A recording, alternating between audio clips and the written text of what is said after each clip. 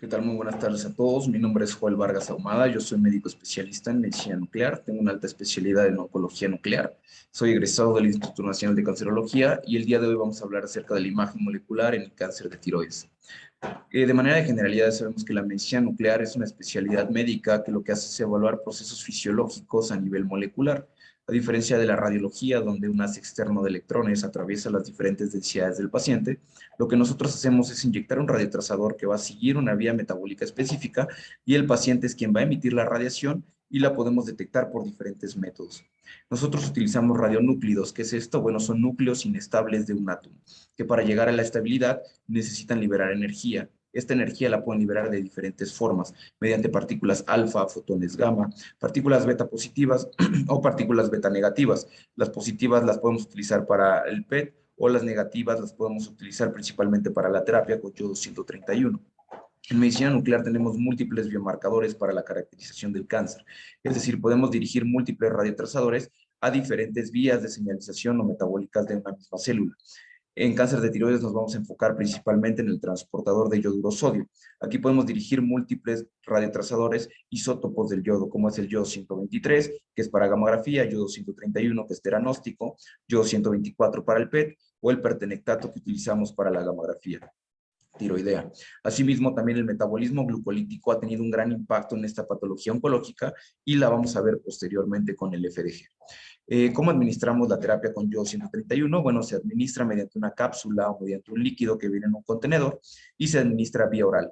Esta va a ser absorbida de forma intestinal y posteriormente va a seguir la circulación sistémica hacia las células tiroideas bien diferenciadas principalmente. Una vez llegada a las células, va a ser transportado por el transportador de yoduro sodio que se encuentra en la membrana apical de las células. Va a transportar dos sodios para que pueda llegar nuestro radiotrazador o nuestro yodo 131. Aquí posteriormente se va a ir a la membrana basal en donde va a ser transportado por la pendrina. La pendrina lo que va a hacer es llevar nuestro yodo radioactivo hacia el folículo tiroideo y va a ser organificado. Aquí es donde va a efectuar va a tener su efecto tanto diagnóstico, porque va a emitir fotones gamma que nos van a permitir detectarlos por la gamma cámara, y también va a emitir partículas beta negativas que nos van a servir como terapia, que van a condicionar un rompimiento de las cadenas de ADN de las células, y todo esto va a ser dirigido al transportador de yoduro sodio. Este tipo de radionúcleo se conoce como teranóstico. A partir de estos conocimientos, desde 1946, Sidlin publica en el JAMA Oncology el primer paciente que fue tratado con radioyodo, con yodo 131. Este paciente tenía un cáncer bien diferenciado de tiroides con metástasis óseas, el cual tuvo una adecuada respuesta a la terapia. A partir de esto han pasado más de 70 años en donde el yodo 131 ha sido la piedra angular en el tratamiento de la patología tiroidea oncológica o en el diagnóstico. Sin embargo, ¿qué es lo que pasa? Que a pesar de que han pasado más de 70 años de este tratamiento o de la utilidad del yodo 131, existe poca evidencia contundente a nivel mundial. No existen pocos estudios multicéntricos, prospectivos, aleatorizados, que nos determinen la verdadera eficiencia del yodo, tanto a fines de sobrevida global como sobrevida libre de progresión o sobrevida libre de recurrencia principalmente. Entonces, existen múltiples consensos, guías, recomendaciones de diferentes sociedades, como es la BTA, la ATA, la Sociedad Americana de Medicina Nuclear, la Europea y los diferentes lineamientos alemanes. Sin embargo, ¿qué es lo que sucede? ¿En qué guía debemos basarnos? Esta es una de las principales preguntas que nos hacemos los médicos nucleares, ya que existen múltiples controversias en todas estas guías, de si utilizar dosis altas versus dosis bajas, de en qué pacientes darles tratamiento, pacientes de bajo riesgo, riesgo intermedio, riesgo alto. Entonces, actualmente esto es muy controversial en la literatura a nivel mundial. Algo que es muy importante saber es que debemos estratificar a los pacientes de acuerdo a un riesgo. La JCC8, en la octava edición, nos propone una estratificación de riesgos de sobrevida global y la ATA del 2015 nos propone una estratificación de riesgos de recurrencia. Entonces, se basan en factores primarios como la histología, la edad, el tamaño tumoral, etcétera, o riesgos secundarios. Dentro de los más importantes para nosotros es encasillar a los pacientes con los riesgos de la ATA, ya sea bajo, intermedio o alto, para determinar qué pacientes se van a ver beneficiados con la terapia o con la imagen funcional con yodo 131. También algo muy importante es la histología. Sabemos que el cáncer anaplásico y el cáncer medular de tiroides no concentran yodo, entonces no está indicado ni la imagen ni la terapia en este tipo de pacientes, únicamente en el bien diferenciado, ya sea en el papilar o en el folicular. Algo muy importante también es el perfil molecular. Actualmente con las secuenciaciones de nueva generación se han detectado múltiples alteraciones genéticas y epigenéticas de múltiples patologías oncológicas. En cáncer de tiroides se han detectado principales 4, que es las del BRAF, las del RAS, las del RET y las del PAX8. Las del BRAF son las más comunes, principalmente la del BRAF B600E. Sabemos que esta es una vía de proteína quinasa activada por mitógeno que va a condicionar diferentes señalizaciones de proteínas intracitosólicas que van a activar la RAF, MEC, ERK y LK1, y esta va a llevar a una transcripción genética que va a condicionar una mayor proliferación celular. Esto ha sido blanco de diferentes terapias, como por ejemplo el selumetinib, que es un inhibidor del MEK, que tiene una adecuada respuesta al tratamiento en los pacientes con este tipo de mutaciones. También se han hecho algunos estudios con dabrafenib, que son inhibidores del BRAF B600C, etc. Entonces, ¿de qué nos sirve a nosotros como médicos nucleares conocer esta biología molecular?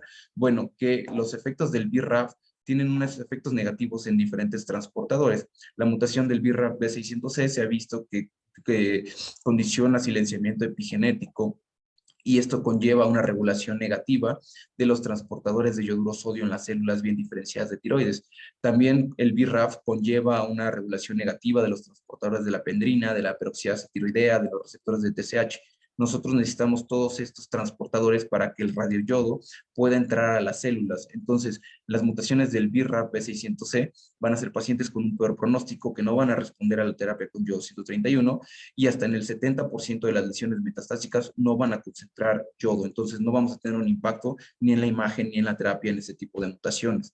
Entonces, con todos estos conocimientos y con las diferentes controversias que existen en la literatura a nivel mundial de la terapia, en 2019 se publican los principios de Martinica, que son 9 principios. Lo que hacen aquí es juntar expertos en el tema de diferentes sociedades, de la Sociedad Europea de Medicina Nuclear, de la Sociedad Americana, de la ETA, de la ATA, médicos nucleares, radioterapeutas, oncólogos médicos, endocrinólogos, y lo que hacen es llevarlos a la isla de Martinica para que consensúen o que tengan un mayor consenso de todas estas guías.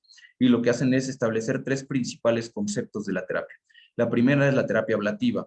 Esta se va a utilizar principalmente en pacientes de bajo riesgo o riesgo intermedio que no tengan extensión extratiroidea, que no tengan probabilidad de afección micrometastásica, en la que vamos a utilizar dosis bajas de 30 milicuris para únicamente hacer ablación del tejido o del lecho tiroideo remanente, para que estos pacientes puedan llegar a tener un mejor seguimiento de la tiroglobulina en futuros estudios. La terapia adyuvante es otro concepto que se maneja. Este es en pacientes de riesgo intermedio que tengan sospecha de lesiones micrometastásicas, dar dosis un poco más altas, de hasta 100 a 150 milicuris, para tener una mayor sobrevida libre de recurrencia. Y el último que mencionan es el tratamiento de cáncer ya conocido. Estos pacientes que ya se les conoce metástasis pulmonares, metástasis óseas o metástasis hasta en el sistema nervioso central, se van a ver beneficiados de una terapia con mucha mayor dosis, de hasta 150 hasta 200 milicuris. Otra de las indicaciones es cuándo realizar un estudio funcional, un estudio de imagen. Bueno, algunos autores recomiendan antes de la primera terapia con yodo 131. Esto es un poco discutido en la literatura y lo vamos a tocar en tema más adelante.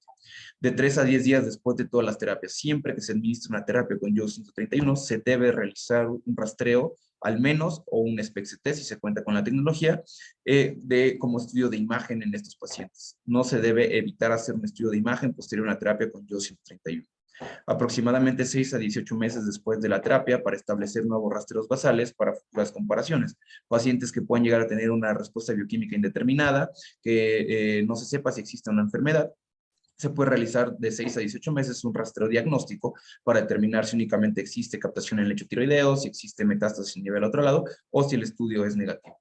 Y la reestratificación de pacientes con evidencia de enfermedad progresiva para posibles candidatos con terapia. Esto se ve principalmente en las probabilidades, cuando existe mayor probabilidad de yodo refractaridad. Algo que es muy importante tomar en cuenta como nosotros como médicos nucleares es que ¿Cuándo vamos a dar un estudio? ¿Cómo vamos a considerar que un estudio sea positivo o negativo? Esto tenemos que tener en cuenta múltiples factores, porque son procesos físicos, son procesos biológicos, son procesos dinámicos y técnicos que tenemos que tomar en cuenta. Una de las partes más importantes de la biología tumoral, como ya mencionamos, la histología es muy importante, las mutaciones del BRAF, porque eso depende si las células tienen avidez o no por el radioyodo. El isótopo específico no es lo mismo utilizar yodo 123 que yodo 131. Algunos tienen fotones de energía mucho más altos y no nos permiten tener una adecuada calidad de imagen. La técnica de imagen es muy importante, no es lo mismo hacer un rastreo corporal que realizarles una SPECT, como vamos a ver posteriormente las diferencias. La dosis administrada también es muy importante. En los rastreos diagnósticos de 1 a 4 milicuris podemos no llegar a ver algunas lesiones que podemos ver posterior a la terapia después de 100 a 150 milicuris. ¿Por qué? Porque entre mayor dosis administremos, nuestra sensibilidad va a aumentar. Entonces, tenemos que tomar en cuenta todas estas características para determinar si un estudio va a ser positivo o negativo. Algo que es muy importante también es que las dosis bajas nos ayudan a evitar el fenómeno de aturdimiento, que es algo muy común. También cuando se administran, no sé, contrastes ante una tomografía contrastada, puede llegar a condicionar aturdimiento tiroideo. Entonces, aquí alguna literatura nos dice que hasta un mes después ya se puede indicar la terapia. Sin embargo, otras referencias nos dicen que hasta después de 3 meses podemos indicar la terapia con yodo 131, porque si no, estas células no van a tener una adecuada concentración del radioyodo. Entonces, con dosis bajas evitamos este aturdimiento, sin embargo, podemos tener una mayor tasa de falsos negativos. ¿Por qué? Porque entre menos dosis utilicemos, la sensibilidad disminuye. Entonces, algo muy importante y que es muy controversial también en las guías es dos estrategias generales. La principal es la imagen preterapia. La imagen postterapia está bien establecida, esa siempre debemos utilizarla. Sin embargo, la imagen preterapia en pacientes con riesgo intermedio de LATA. ¿Hay que utilizarla o no hay que utilizarla? Bueno, el argumento principal es que la imagen diagnóstica preterapia va a tener un impacto clínicamente significativo en la toma de decisiones para determinar la terapia con yodo 131. ¿Cómo podría impactar esto? ¿Cuál sería el beneficio clínico potencial que tendría esta imagen? Bueno, que podríamos ver o cambiar un paciente, estadificarlo de un N0 a un N1 o de un M0 a un M1. Es decir, si vemos en el rastreo diagnóstico preterapia una metástasis a nivel óseo, a nivel pulmonar, pues obviamente a este paciente ya no se le darían 100 milicuris, ya podría ser beneficiado de una terapia con hasta 200 milicuris. Entonces sí cambiaría o tendría un impacto en el tratamiento en estos pacientes. Sin embargo, ¿cuál es la poca importancia de esto? Es que las dosis bajas disminuyen la sensibilidad. Entonces, que no veamos algunas lesiones puede ser que sí las tenga y que las veamos después en la imagen postterapia. Entonces, esto es un poco controversial. Lo que recomiendan los expertos es un uso selectivo para el diagnóstico con radioyodo en pacientes con riesgo intermedio. En lugar de decir todos estos pacientes no se les va a hacer o a todos estos pacientes se los vamos a hacer de rutina, no está indicado. Lo que hay que hacer es seleccionar a los pacientes que van a ser beneficiados con este rastreo preterapia. A todos los pacientes que reciben una dosis, ya sea ablativa, terapéutica o de cáncer ya conocido, a todos los pacientes hay que realizarles un rastreo post-terapia. Esta es una paciente femenino, este es un ejemplo, donde tenía un alto riesgo, tenía una tiroglobulina de 19, se le realiza un rastreo post-terapia. ¿Qué es lo que vemos? Bueno, vemos una intensa captación en topografía cervical que condiciona un efecto estrella. Aquí me podrían decir, bueno, ¿dónde tiene la captación? ¿Está en lecho tiroideo? ¿Tiene metástasis ganglionares cervicales? Pues es imposible saberlo. ¿Por qué? Por el fenómeno del efecto estrella que nos condiciona la intensa captación de este radiotrazador. Aquí lo ideal sería hacerle un estudio con SPECT-CT. En muchos centros no se cuenta con esta tecnología y lo único que se cuenta es con un rastreo que tiene una sensibilidad de 40 al 60%. Entonces, ¿qué es lo que se le hace a este paciente? Bueno, después se le hace un rastreo diagnóstico 3 meses después. La tiroglobulina disminuye, tiene una tiroglobulina de 0.7 y ya vemos una disminución en la intensidad de la captación a nivel cervical, vemos una captación en línea media y una segunda captación en línea parasagital izquierda. Entonces, aquí lo importante es la toma de decisiones. ¿Qué le haríamos a este paciente? ¿Le damos otra terapia con yodo 131 o únicamente lo dejamos en seguimiento, vigilancia y le realizamos otro rastreo diagnóstico posterior a 3, 6, 8 meses? Entonces, esta es la toma de decisiones que tenemos que hacer en cada uno de los pacientes de acuerdo a sus riesgos. Por eso hay que individualizar a los pacientes. Este paciente no se le dio otra terapia, se mantuvo en vigilancia y se le hizo 8 meses después otro rastreo diagnóstico. El paciente tuvo una respuesta bioquímica completa o una respuesta excelente a la terapia y vemos que en el rastreo diagnóstico ya no se identifican sitios con incremento anormal de la captación del radiotrazador.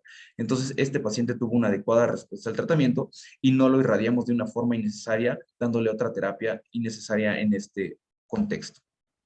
El impacto del SPECT-CT, como mencioné, es muy importante, nos agrega valor adicional del 48 al 88% de los pacientes, modifica las estrategias terapéuticas en un 25%, complementa la estratificación ganglionar, mayor precisión en localización anatómica de lesiones y nos esclarece captaciones indeterminadas de yodo 131. Lo que hacemos en el SPECT es una reconstrucción tridimensional de imágenes planares, como vemos en esta imagen, y lo fusionamos con la tomografía computada. Entonces, lo que podemos llegar a ver son lesiones, como por ejemplo vemos adenopatías cervicales que no concentran yodo radioactivo. Vemos múltiples conglomerados mediastinales, principalmente parailiares. El parailiar derecho tiene una alta avidez por el radiotrazador, sin embargo, el parailiar derecho no concentra. Entonces, lo que podemos ver es mucha heterogeneidad tumoral en este paciente, células bien diferenciadas, células pobremente diferenciadas, y esto nos permite un mejor diagnóstico para que tengan mejor tratamiento estos pacientes. Entonces, es lo que les comentaba. Esta es una imagen planar de un rastreo anterior, de una imagen postterapéutica. Se ve mucha cámara gástrica porque se realizó posterior a 3 días. Sin embargo, usualmente los rastreos postterapia se realizan entre 5 a 10 días, en donde empezamos a ver mayor captación en la silueta hepática. Entonces, este paciente es un rastreo postterapia donde vemos una intensa captación a nivel cervical. Aquí es imposible decirle al médico clínico si únicamente es lecho tiroideo, si tiene metástasis ganglionares. Entonces, con la técnica de SPECT-CT esclarecemos este tipo de dudas. Vemos que el paciente tenía captación a nivel del lecho quirúrgico en tejido tiroideo residual. Asimismo, también tenía metástasis ganglionares a nivel cervical, nivel 5 derecho, y en la región supraclavicular ipsilateral. Algo que también es muy importante tener a consideración es la respuesta al tratamiento. La ATA nos maneja diferentes definiciones, como es la respuesta excelente, la respuesta bioquímica incompleta, la respuesta indeterminada y la respuesta estructural incompleta. Algo que es muy importante es que la ATA se basa únicamente con respuesta estructural incompleta con métodos de imagen convencional, ya sea ultrasonido y tomografía, que son imágenes morfológicas. Sin embargo, ¿cómo vamos a responder nosotros a la imagen molecular? Bueno, no existen criterios actuales, no existe algún criterio que nos diga, bueno, este paciente está positivo a la captación o está negativo. Casi todos son análisis semicuantitativos, que es captaciones difusas, captaciones focales o que no concentren. También se han hecho intentos de análisis cuantitativos, como es la media geométrica en los rastros planares o imagen funcional o volúmenes funcionales por el SPECT. Sin embargo, estos criterios no son validados, estos criterios no están establecidos y no se deben de utilizar, únicamente son para investigación. También en la imagen funcional con el PET con FDG tenemos los criterios de PERSIST que ya están bien establecidos y se pueden utilizar para responder a los pacientes cuando están en tratamiento con quimioterapia, cuando están en tratamiento con inhibidores de la ATK, etc. Un punto muy importante que debemos tocar es la yodorefractariedad, y esto lo tocan en tema en los principios de Martinica, principalmente en el principio 7 y el principio 8 del consenso que hicieron los expertos a nivel mundial. Entonces, ¿qué nos dicen estos expertos de la yodorefractariedad? Nos dicen que no existe una definición, clasificación, criterio o escenario clínico como indicador absoluto de que un paciente presente enfermedad refractaria de tratamiento con yodo 131. Solo existen grados de probabilidad. ¿Por qué? Porque la mayoría de los criterios que existen de yodo refractariedad nos dicen que lesiones que nunca captaron yodo ya son yodo refractarios, lesiones heterogéneas que capten algunas y otras que no capten ya son yodo refractarios. De hecho, algunos criterios de inclusión como el Decision o el Select nos dicen que más de 600 milifluides ya es yodo refractariedad. Sin embargo, ninguno de estos contextos es cierto. Aquí en este artículo nos mencionan diferentes contextos clínicos en donde pacientes que a pesar que no captan yodo, nosotros hemos tenido muchos pacientes también que a pesar de que no concentren yodo, les damos terapia, la tiroglobulina disminuye y las lesiones morfológicas disminuyen de tamaño. Entonces, esto no debe categorizarse como yodorefractariedad, únicamente como grados de probabilidad. Otro de los contextos es de que pacientes que tienen lesiones que capten y otras no, las que no capten pueden ser tratados con cirugía, pueden ser tratados con radioterapia externa, con radiofrecuencia, ablación, y podemos seguirle dando yodo radioactivo a las lesiones que sí concentren, y este paciente tiene probabilidades de tener un mejor beneficio de la terapia. Entonces, un rastreo diagnóstico negativo incrementa la probabilidad de yodorefractariedad, sin embargo, no es criterio definitivo, como les acabo de comentar. La presencia de captación de yodo 131 no es necesariamente indicativo de que un paciente va a responder a la terapia. Obviamente, si capta, incrementa la probabilidad de que responda a la terapia. Sin embargo, también tenemos pacientes que tienen una alta avidez por el radiotrazador y a pesar de la terapia con yodo 131, progresan, elevan tiroglobulina y las lesiones incrementan de tamaño. Y como les mencioné, el hecho de que un paciente alcance dosis acumulada de 600 milicuries no es criterio ni debe ser categorizado como enfermedad refractaria de yodo radioactivo. Les comenté estos múltiples factores implicados, estos los utilizaron en el Decision para sorafenib, en el Select para el nipatinib, sin embargo no son criterios definitivos. Entonces, estas son lo que les comentaba, algunas de las imágenes representativas, pacientes que no concentran yodo, que pueden responder a la terapia, que todas las lesiones capten y algunas no capten, pueden ser tratados con radioterapia externa, cirugía, etcétera, y progresiones que a pesar de presentar captación del radiotrazador, progresan las lesiones. Entonces, un rastreo negativo ante la elevación de tiroglobulina sí incrementa la probabilidad de refractariedad y esto se conoce como en el fenómeno de flip-flop, en el cual las células van a, de acuerdo, debido a la terapia con yodo 131, van a sufrir cambios o alteraciones genéticas y epigenéticas que van a conllevar a una pobre diferenciación celular. Entonces, estas células van a tener una mayor expresión de receptores de GLUT, van a tener una disminución de los receptores de TSH, disminución de los receptores de los transportadores de yoduro sodio, van a tener una mayor expresión de exoquinasa y todo esto va a activar su metabolismo glucolítico predominantemente. Entonces, el fenómeno de flip-flop se conoce como pacientes bien diferenciados, que tienen un comportamiento menos agresivo, que van a responder a la terapia con yodo 131. Vamos a ver una mayor captación de las lesiones con yodo 131 y una poca captación del metabolismo glucolítico en el PET-CT. Posteriormente a múltiples terapias, estas células van a ser pobremente diferenciadas, van a ser altamente agresivas y van a ser pobres respondedoras a la terapia con yodo. Estos pacientes van a tener lesiones morfológicas con rastreos negativos, es decir, múltiples nódulos pulmonares, múltiples conglomerados ganglionares negativos al rastreo y que van a tener un metabolismo glucolítico ávidos por FDG en el PET.